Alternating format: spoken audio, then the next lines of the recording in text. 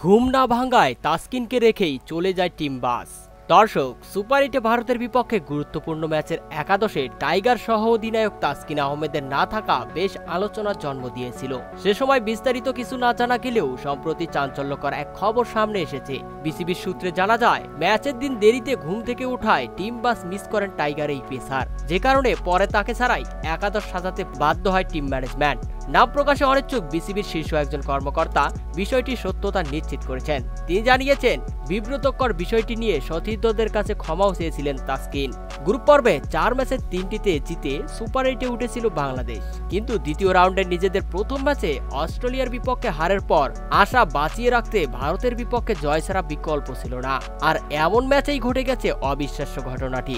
গণমাধ্যমের দাবি, বেশ দেরিতে ঘুম থেকে উঠায় টিম বাস মিস করেছেন তাসকিন। পরে যদিও ম্যাচের আগে জাতীয় সঙ্গীতের সময় মাঠে ছিলেন তাসকিন, তবে জায়গা পাননি সেরা একাদশে।